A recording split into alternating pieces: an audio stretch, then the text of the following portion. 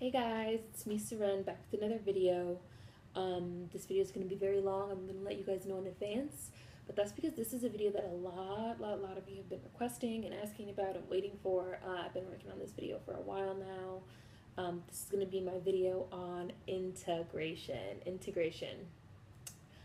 I think integration was a trap. I think it was a mistake. And I think that the core ideals of integration were extremely flawed. So let's just go ahead and dive right in. The entire principles of integration and segregation revolved around the concept of separate but equal. As I'm sure we all know, we all learned about separate and equal in Brown v. Board in school. And instead of fighting to be equal, integration fought against being separate.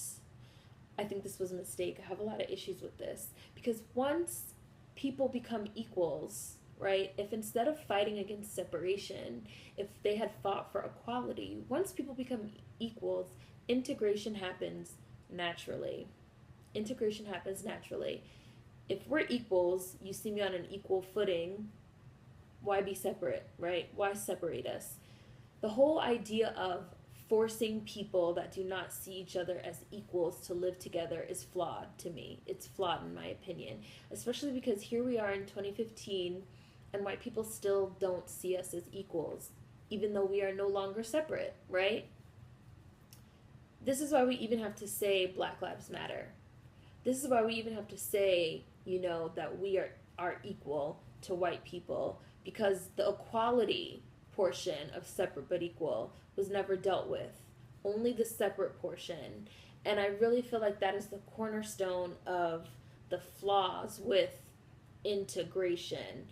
We were forced together without dealing with the issues of not being seen as equal to whites, and that means that we were actually never really integrated. Throughout this video, you guys are going to see me saying integration because we were never really integrated. We were merely desegregated, we were assimilated, and we were colonized. And I have some definitions here because there is a difference between being integrated and merely being desegregated. So I'm going to go ahead and read. I have my phone here set up in front of me.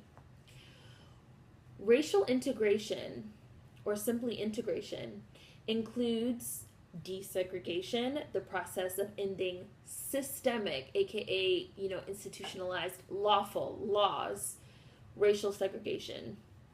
In addition to desegregation, integration includes goals such as leveling barriers to association, creating equal opportunity regardless of race, and the development of a culture that draws on diverse traditions rather than merely bringing a racial minority into the majority culture.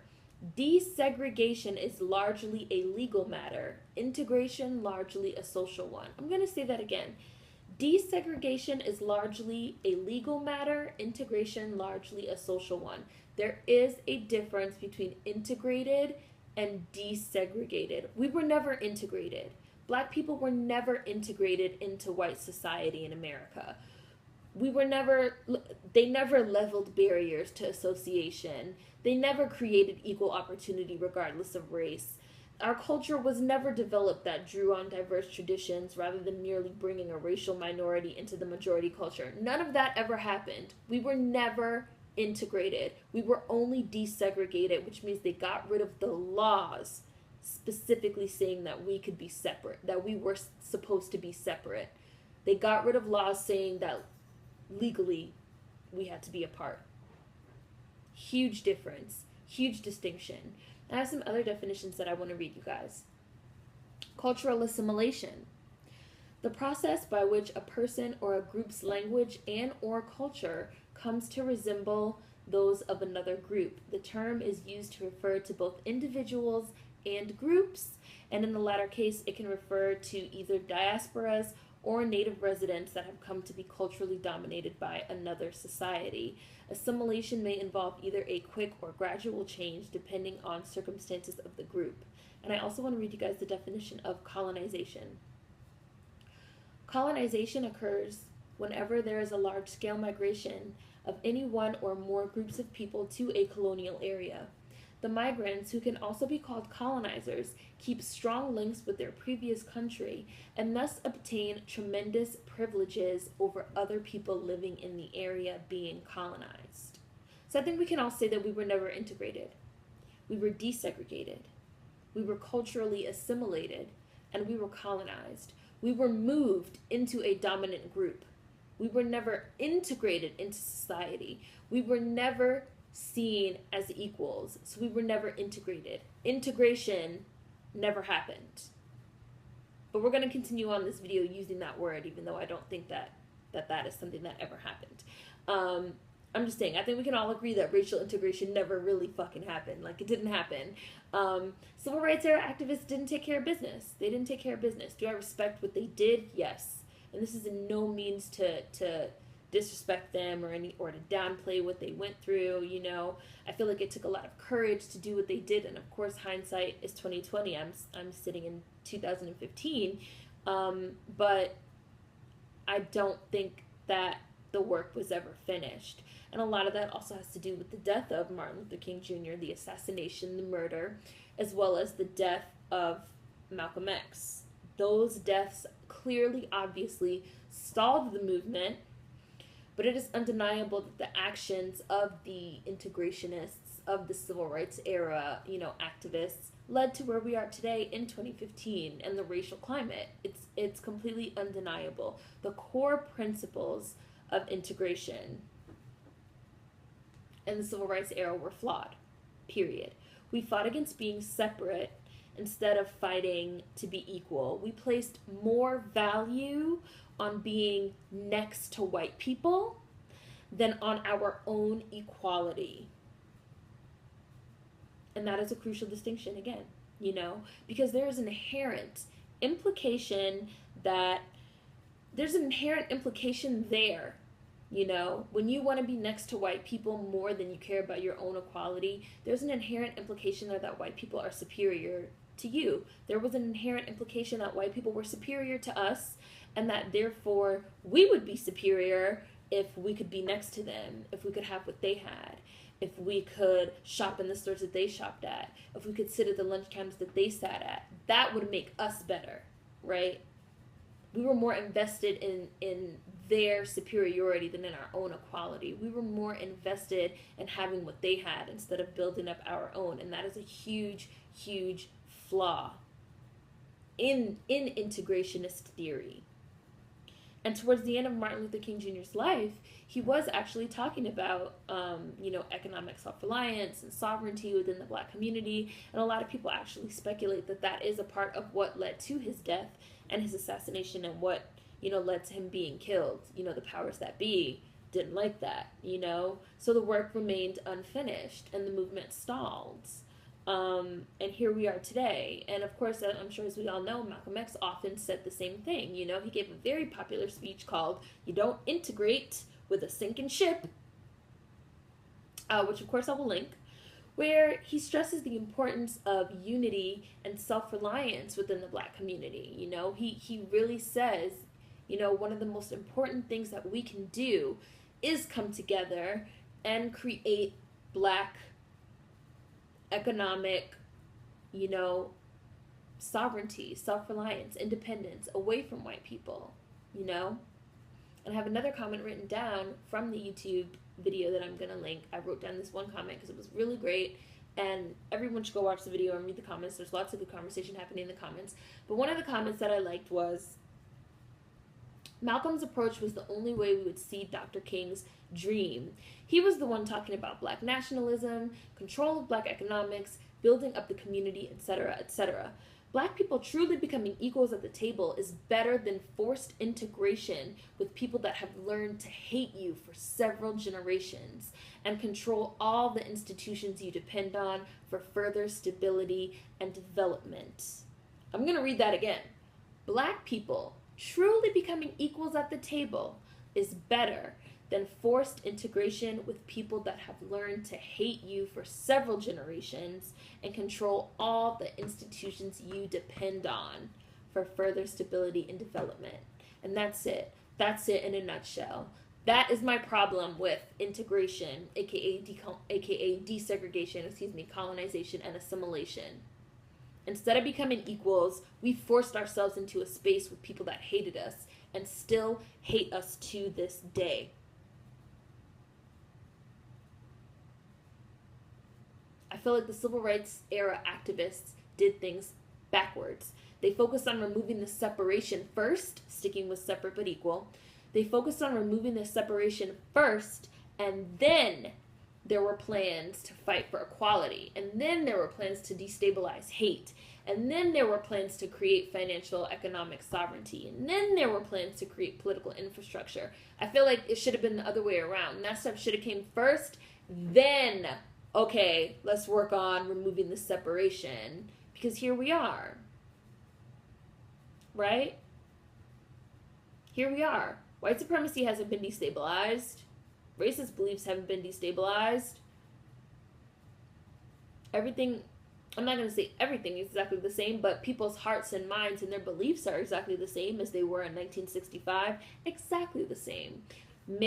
We have to make the black community equal to the white community in terms of businesses we own, in terms of products that we create, jobs we create, infrastructure, political clout. We have to focus on building up our community, and integration will happen naturally.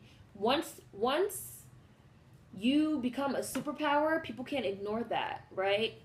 The separation will dissipate because it will have to dissipate. You can't ignore a superpower. You can't ignore an economic powerhouse. You can't ignore a political powerhouse. You can't say, well, these niggers are inferior when we're self-sustaining, when we're creating, when we're financially secure, when we have our own political candidates, when we have our own jobs, when we have our own economy. You can't keep saying, oh, these niggers, these niggers, these niggers. You can't do that. It's like, man, them niggas is doing some stuff over there. Maybe they're not niggas. That's the way that it works, in my opinion. Otherwise, you're fighting for something, but you have no leg to stand on. And that is where we find ourselves in 2015, right? And I know I'm going to get a certain type of comment that I always get whenever I start talking about building up the black community separate from white people. And that comment that I always get is, are you advocating for segregation? Segregation is bad. Oh my God, we've tried it that way and it didn't work. I hate this comment. I hate this comment so much. I hate this comment. The reason why I hate this comment is because can you really say that, I'm not going to say segregation, I'm going to say separation. Can you really say that blacks being separated from whites didn't work? Let's really look at it from a logical standpoint and not an emotional standpoint. I always tell you guys to try to look at things logically, try to look at the facts without getting emotional, because I already know that there are a lot of emotions wrapped up in the word segregation. There are a lot of emotions wrapped up in the words, Jim Crow. Like, I know that, I understand that. So let's say separation. Separation, whites and blacks being separated. Can we honestly look at that time and say, we tried it that way, black people, we tried it that way and it didn't work? Do you guys have any idea of the state of the black community pre-fake-ass forced integration, right? During separation, aka segregation, and pre-integration, economically, financially, in terms of infrastructure, black people thrived more than we do now. It's just a fact. It's a fact. When our communities weren't being burned down by white people, right? Rosewood, Tulsa, Oklahoma. When our communities weren't being burned down by white people, they were thriving, okay? They were thriving. Our communities thrived more than now. Our nuclear families, our nuclear black families thrived more than now. Pre-integration, black women had higher marriage rates than white women in this country. We had higher marriage rates than any other racial group in this country. There were fewer black men in prison than there are now, right? All these things that we see destroying the black community, the school to prison pipeline, the fucking crack epidemic, the war on drugs, stop and frisk, aka broken windows policies, all these things, all these institutionalized, laws and actions that have been taken, all these things were reactions from white supremacist power structures towards forced integration. All of it. They had to find other ways to keep us oppressed. So you have to really stop and think. Based on the way that things were going, pre-integration, integration, pre-desegregation, pre-assimilation, pre-colonization, based on the way that things were going in our communities, if we had left them alone and they had left us alone, who knows where would the Black community be today? Who knows?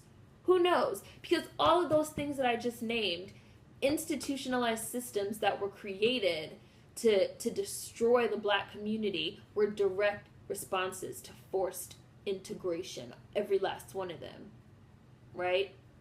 We should have just left them alone, and they should have just left us alone, and we should have just seen the way that things fucking went, you know? You had thousands of Black-owned businesses pre-forced integration, pre-assimilation, pre-fucking desegregation, pre-colonization. Thousands.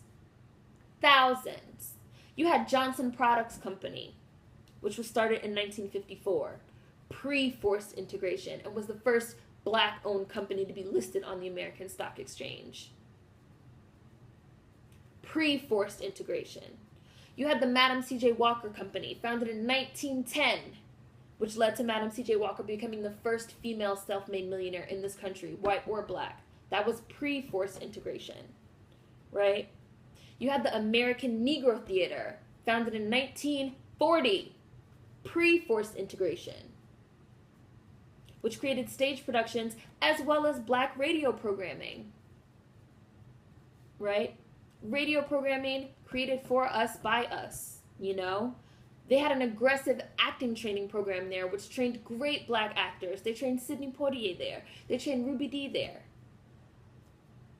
Ossie Davis, you know? Great Black actors that were trained and taught by other great Black actors, creating great Black content, owning great Black businesses, creating great Black products. We were business owners. We ran our own institutions, school systems, sports leagues, transportation companies. The unemployment rate for Black teens, the unemployment rate for Black teenagers in 1965 was 29%.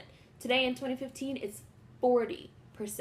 So can you really look me in the face and say, we tried it that way, it didn't work, and tell me that it's working now, that the way that we're doing it now is working? The way that we're doing it now is not working. Now, I've said this so many times in so many videos. The way that we're doing things now is not working. If the Black community were a business model, it would be a failed business model the way that we're doing things now. If we looked at the numbers, it's not working. It was working better pre-forced integration, pre-desegregation, pre-assimilation, pre-colonization. It was working better in terms of economics, in terms of finances, and in terms of infrastructure.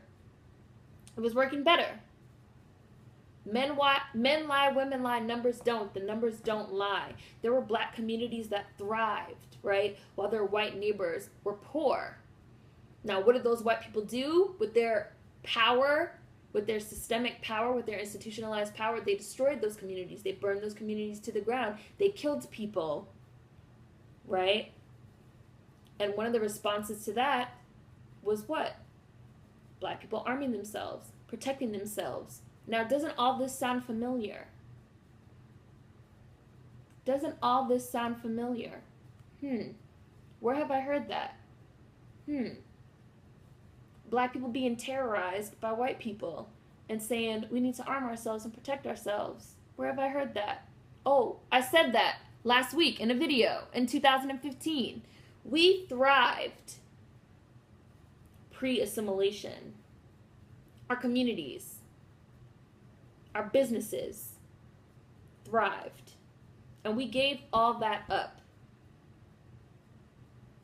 to be fake integrated, aka assimilated, aka colonized into white society. So now our best and brightest have to be taught by white people. They have to go to white schools. They have to be part of these white infrastructures. We agreed to be mentally colonized.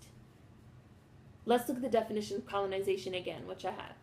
Colonization occurs whenever there's a large-scale migration of any one or more groups of people to a colonial area. The migrants, who can also be called colonizers, keep strong links with the previous country and thus obtain tremendous privileges over other people living in the area being colonized. Our minds were migrated into whiteness. Our bodies were migrated into these white institutions, these school systems.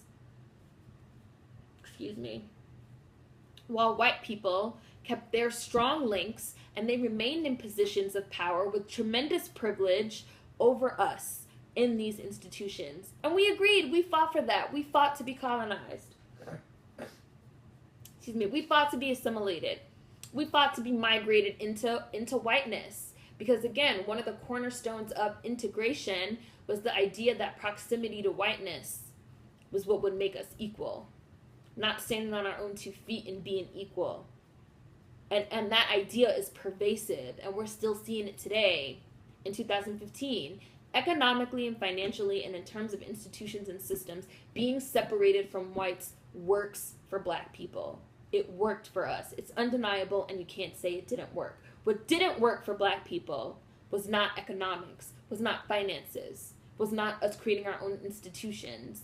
What didn't work for black people was not us being separated from them. What didn't work for black people was the idea of white supremacy. What didn't work for black people was the constant fear of living under domestic terrorism due to lynchings, public hangings, beatings, lighting people on fire, dragging them down the street, raping them, attacking them. That didn't work for black people. What didn't work for black people was institutionalized terror at the hands of civilians or police, not knowing if today is the day that you're not going to make it home because you're going to be gunned down by a police officer or a private citizen with a gun that's going to say, I feared for my life, or he looked at me wrong, or he looked at my white girlfriend.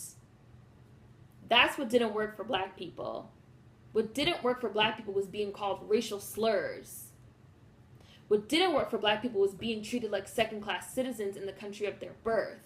What didn't work for black people was state-sanctioned violence. What didn't work for black people pre-forced integration were subpar schools and work facilities and bathrooms and water fountains because they were in black neighborhoods or because they were for black people. And guess what? In 2015, none of those things work for black people. The schools in the black neighborhoods are still subpar. Even though white kids can go there now. The working facilities will still be subpar, even though white people can work there now. The whole concept of gentrification, the neighborhood is fucking shitty until white people move in and then they fix it up. None of that has changed. None of that was never dealt with. None of those issues of inequality were ever addressed during integration. We just fought to not be separate. Integration, I'm sorry. We just fought to not be separate. We just wanted to be next to white people. It's not fair that we can't be next to white people. It's not fair. We don't care about the rest of this stuff. We just want to be able to be next to white people. It's not fair. These issues were never addressed during forced integration. And in 2015, all of these things still do not work for black people. So do not leave me comments saying, oh, well, we tried it that way and it didn't work. A lot of things about that time worked for black people. And the shit that didn't work then still is not working now. If you don't just believe the lies that you're fed by the school system, telling you about how wonderful it is now and how we left all that shit in the past. Think. You have a brain, use it. You guys know I always say that. We were never truly integrated. According to the definition of integration, which I read to you guys at the beginning of this video, we were never truly integrated into the dominant society. We were merely desegregated, meaning they made it illegal for us to be separated. We were assimilated and we were colonized. We gave up everything that we had built, independent of white people post-Civil War, for the lie of integration. We were sold a dream, and that dream is now a fucking nightmare. It's like a nightmare that we can't wake up from in 2015, you know? And the only way to get back on track, in my opinion, is black unification and black independence. And strong black communities that we build. You know, there's a great Key and Peele skit that I'm sure you guys have all seen. If you haven't seen it, you know I will link it, called Negro Town, where it's like, Negro Town, where they're talking about, you know, where is a place that black people can go to be safe? Negro Town. It's this all black town where you don't have to live in fear, you don't have to be afraid, you don't have to be afraid of white people. You can go there to be safe and free. This is a skit in 2015. How can you look me in the face and say, we tried it that way and it didn't work. People are longing for that. They're creating comedy skits about how they want that. You know? And I feel like, what does this say about integration? What does this say about integration, where people are dreaming about all black towns where black people can go away from white people to be safe and free? What does this say about forced integration? What does it say about our assimilation into white society? It's not working. It's not working. So at a certain point, you have to ask yourself, you know, will this Negro town have to be just a skit? Is there something that we can do ourselves? And there's so much that we can do ourselves to build up our communities and to build up our people, you know? And people love to, whenever I say that, whenever I even say, like, support black-owned businesses, people love to say, well, that's racist, and you're advocating for segregation, and that's wrong, and this and that. We have this knee-jerk reaction to whites and blacks being separated. But I find it very funny. I find it very fucking humorous and comical, because people are separated by culture all over the country. All over the country. There are cultural enclaves scattered literally all over the United States, okay? Be they religious in nature, like how the Hasidic Jews all live together, like how the Amish people all live together, like how the Mormons and the Mennonites all live together, or be they ethnic or racial in nature, like Chinatown, which they have one in New York, they have one in DC, I think they have one in San Francisco, you know, you have Little Italy, you have Washington Heights, where all the Dominicans and Hispanics live, you know? These cultural enclaves are everywhere, and no one has a problem. You never have anyone saying Chinatown is racist, Little Italy is racist, the Hasidic Jews all living together is racist. No one has a problem with that. No one has a problem with that. People love the idea of, I'm going to go to Little Italy for some pasta, or I'm going to go to Chinatown, I'm going to pick up some herbs. People love that idea, but they screw up their faces and they say, oh, you're advocating for segregation? Oh my God, you're so racist. When you say, I try to support black-owned businesses, they scrunch their faces up and they look at you like you are fucking crazy. Even though they might have just said the day before, oh yeah, girl, I was in Chinatown getting that good dim sum. But that's fine. But black people getting together is a problem. Why? Why? Why is the thought of black people sticking together in black neighborhoods and sending our kids to black schools and patronizing black-owned businesses an issue? No one bats an eyelash at Native American reservations, like the Seminole Res that they have in South Florida, where they have their own school system. I will include links. They have their own school system. They're not required to go to Florida public school. They have their own school system. Right there, where all the Seminole kids go, where they learn their own history. No one has a problem with that. The government has stipulations for Native Americans in this country. They have Native American school systems all over the country that are funded by the government, because the government has admitted to the genocide that they waged against the Native Americans. Black people don't have nothing like that. They don't want to admit to that for us.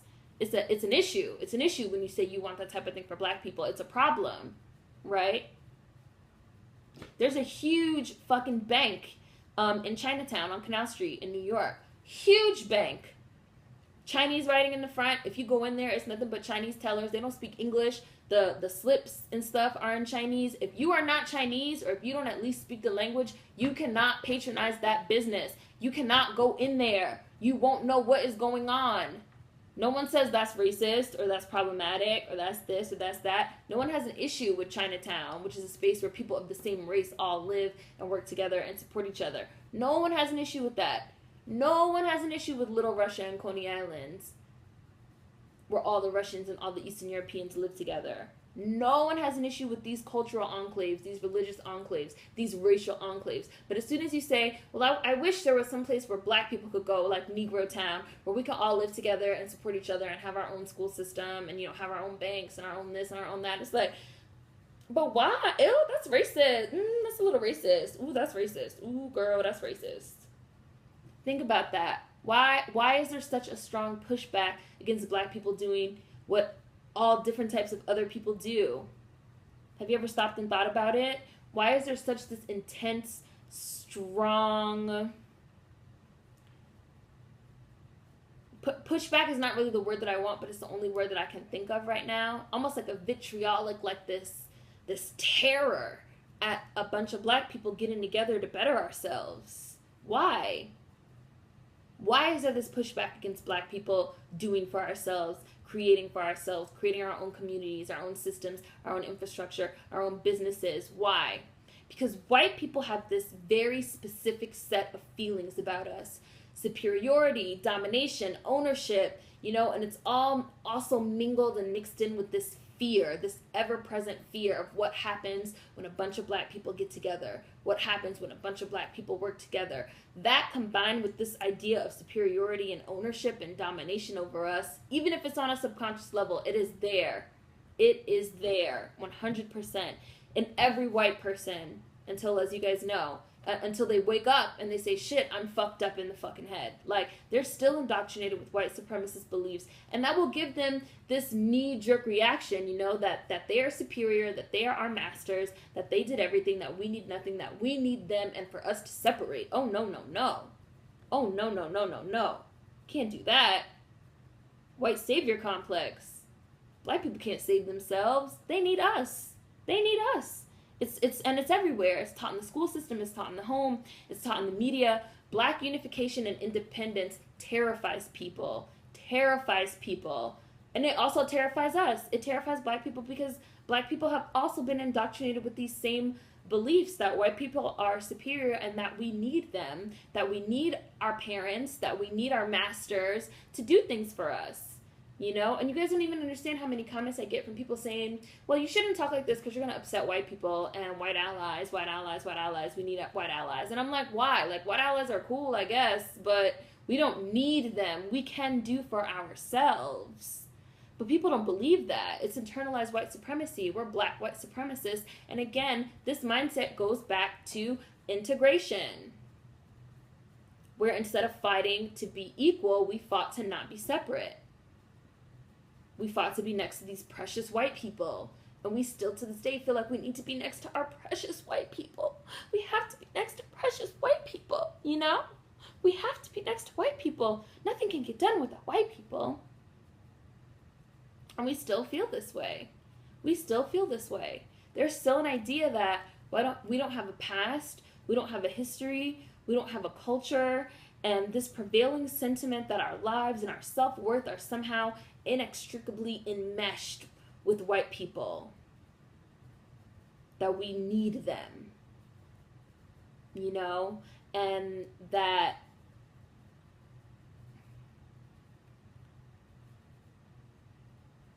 they are better than us, so for us to be worth shit, we have to be next to them. That is how colonized our minds are.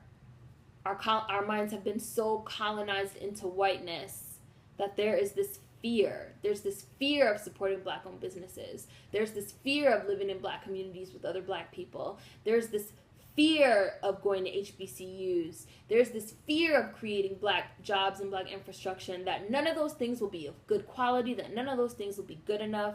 The lie of white supremacy has taught us that they are better than us. So for us to be equal, we cannot be separate. We have to be next to them. We have to be able to attend their schools and work their jobs and shop in their shops. And we were taught that by integration.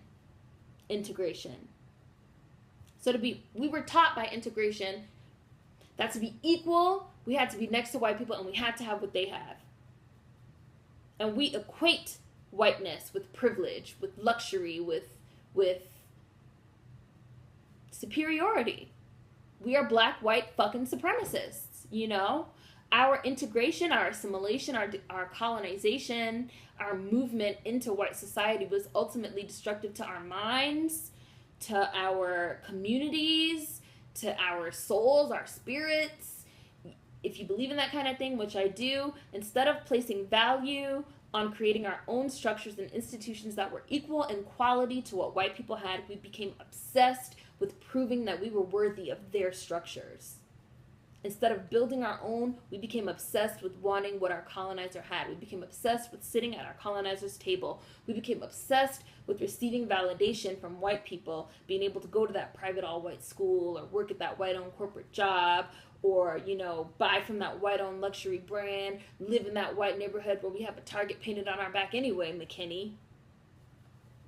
You know, as I've said in other videos, we have this mindset of for something to be good, it had to be white.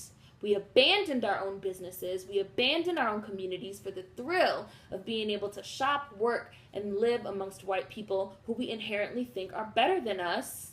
And again, while our schools and our businesses and our communities withered and died, theirs flourished with double the resources coming in, double the money, double the bodies, because now they have the white bodies and the black bodies that rushed out to show, well, I can do it too.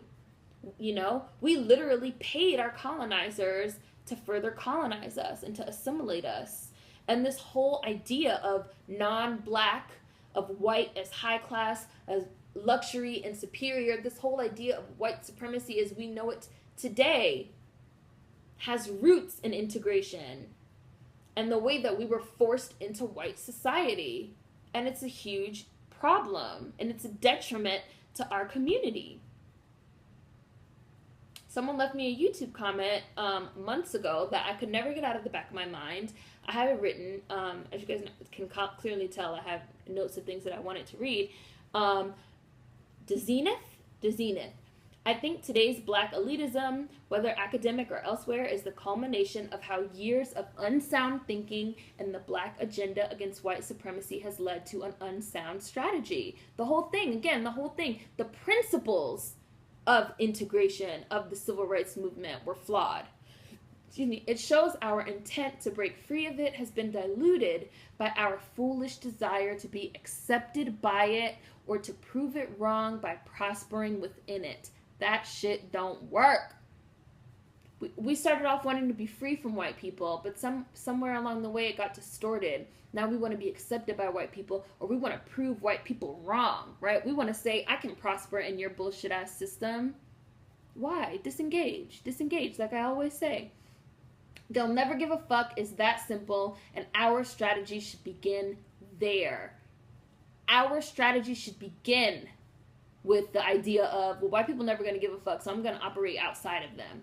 Appealing to the white psyche by highlighting moral standards, which is really all we are doing at the end of the day with the books and the social experiments, etc. We are only saying racism is wrong, you should cut it out. And that needs to stop because they have in large already chosen their privilege over righteous action. It will take nothing short of a spiritual revolution for whites to step down from their sense of superiority in the name of humanity, and honestly, it ain't gonna happen. And I agree 100%. The social experiment of integration was a failure. If this past year has taught you nothing else, it should have fucking taught your ass that. The social experiment of integration was a failure. Because the real issues, the pathology of fucking crazy ass white people, the pathology of racism, white supremacy, the centuries of undealt with trauma, the urge that they have to own and dominate us, the feelings of superiority over us, the fear of groups of black people together building and creating, none of that was ever dealt with. None of the real issues of what causes fucking racism were ever dealt with. None of the fucking underlying issues between white people and black people after 400 years of chattel slavery were never dealt with. None of that was dealt with. They just have to force us together and just say, oh, well, I hope the rest of this shit gonna work itself out. We were never fully integrated into their society. We were never socially accepted into their society. We were never treated or seen as equals in their society. None of the real issues were ever dealt with. Separate but equal. They focused on us not being separate, and they completely let the reality of what is equality fall by the wayside. The social experiment of integration was a fucking failure, period. Toni Morrison told y'all in 1975. Dre DeGright told y'all in 2005. I'm telling y'all in 2015. Racism and the system of racism, white supremacy is the problem. Not being separate. Okay? Them not thinking we are equal is the problem. And it is white people's problem, as I always say, and they're the ones that have to undo it. So stop trying to fix white people. Stop trying to prove yourselves to them. Stop trying to live around them and go to their schools and shop in their establishments and fucking somehow validate yourself by your proximity to whiteness. So just stop. It's a burden and it's bullshit, and you do not have to do that. You don't have to do it anymore. As Toni Morrison told y'all in 1975, and you're still doing it. You don't have to do that anymore. What we should be doing is focusing on building a strong Black community. That is true equality. We can't keep wasting energy begging and begging and begging, begging and begging and pleading with white people to validate our humanity. They're not going to do it because they're racist. You know? That's going to stop them from listening to anything you have to say anyway because you're Black, and racism is logical and they hate you, like, because you're Black. You know, like, and all of this begging comes from this integrationist mindset where white people still have ownership over us, where you have to ask your master for his permission to be a human being. You know, I think that marches and protests are really important because they show a united front to our enemies, and they raise awareness, and they build solidarity amongst Black people. I think that those three things are very important, and I feel like that is the core function of protests and marches. But begging white people to recognize that we are human beings inherently places them in a position of power over us. Begging to be integrated into their schools and their neighborhoods and their lunch counters puts them into positions of power over us. Staging Bloody Sunday in Selma, Alabama, so that we could reach into the hearts and minds and television sets of white Americans so they could put pressure on Lyndon B. Johnson to pass the Voting Rights Act, inherently put them in positions of power over us. And they still feel that power. They still feel that domination. They still feel that ownership. And I feel like white people don't own me. And I'm not going to beg them for anything. I'm going to build what I can with my people. And I would advise you to do the same, because integration was a fucking trap. It was a failed social experiment. And now we need to work on building ourselves. And that's just how I feel about that. Food for thought as always. See you guys next time. Peace.